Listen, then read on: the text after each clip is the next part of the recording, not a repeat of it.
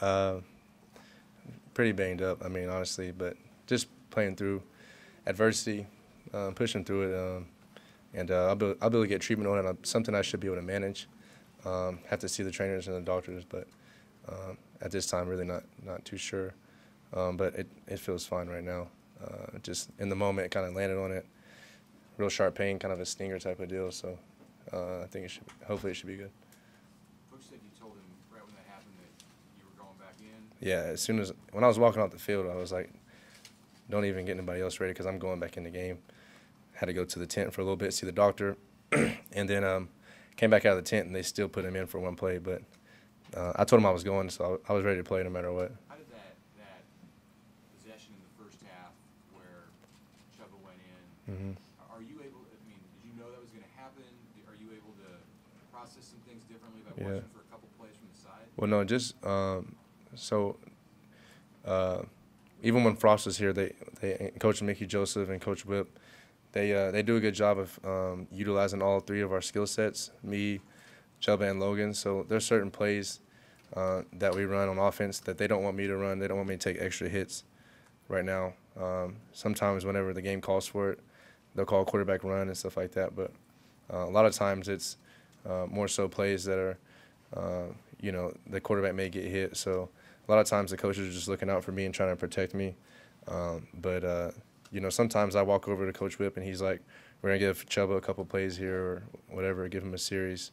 Like I said, I've been pushing through some things the last few weeks. So I respect their decision, but personally, I'm always going to tell the coaches I don't want to come out the game. So I want to stay in the game. If I'm healthy enough to go back out there and be capable of making any type of plays, I want to come off the field. So. What was the exchange between you and Whipple about after you took the sack? He just no offensive coordinator doesn't want to see the quarterback or the offense take negative plays, take sacks. A couple of times today, we got beat and then should have just either threw it away or scrambled a little bit. So I have to do a better job of knowing when to throw it away and where to throw it. But I'm just trying to avoid as many hits as possible. But, yeah, in the first quarter I took 2 sacks. One of them was definitely on me, so I just need to get the ball out of my hands. I think it was like 3rd and 2 or 3rd and 3. And what he said they brought a cover 0 blitz. So I went through like 3 or 4 of my progressions, but Trey was open on the backside. He was open on the left side of the field. He ran a corner route. And so I was reading it right to left. And Coach Whip was just saying you could have shortcutted it and went straight to Trey on that, to the backside. So that's kind of what was said right there. Trey said the touchdown was just like another play in practice to him, but obviously a game tied, pretty big moment. What do you see on that one, and you have a sense that might be there? Yeah, I mean, I think it was like a 70, 80-yard touchdown. So it was good to connect with Trey on a deep ball. He's been doing a really good job of running hard and practice in the game. So I just feel like that our connection is going to continue to grow. But, yeah, it was good to see him running or get that ball, and he had to adjust and track it down a little bit. So I think he's improving at tracking it, and luckily for me, I put it out there with some air and made him go get it. So he ran right underneath it, and I think it was good timing and a good play call. You both kind of buried this team that you sent. I mean, you're looking around the league today. Yeah.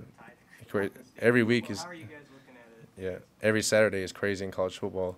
I mean, you never know what's going to happen. So, specifically in the Big Ten, I mean, there's teams that went down today, all in the top 25, so I think that we just have to continue to focus on one game at a time.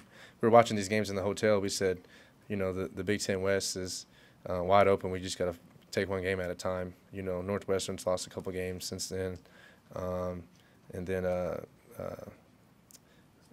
few upsets today, I know for sure. Michigan, Iowa, Michigan took care of business for sure. I know there was a few upsets across the board. So we just have to focus on one game at a time, and we were focused on beating Indiana today, and that's what we did. Anything else for Casey? In the fourth quarter, Mickey said that the fourth quarter could be a momentum thing for you guys. Can that be something you can build off, you think? Yeah, I mean, we finished today in the fourth quarter, which was big. We finished with the ball in our hands on offense, which was a positive, and we've been overdue to finish the game in victory and take a knee. So it was good for us to do that today. Like I said, I told the guys right when the fourth quarter started, we didn't play our best game. Through 3 quarters, we had a lot of penalties. I think we had a penalty almost on every drive throughout the game, and it's hard to go 1st and 20, 2nd and 25. It's hard to come back for that because the chains are like, way down the field. But we pushed through some adversity today. And the start of 4th quarter, I kind of gathered up the O-line and offense, and I said, we're going to win this game up front. As long as we play smart and don't have any more penalties, and we put about 2 or 3 touchdowns on the board, we'll win the game. Sure enough, we went down and we scored 2 touchdowns in a row, so that's what happened. All right, thank you, Casey. Thank you, guys.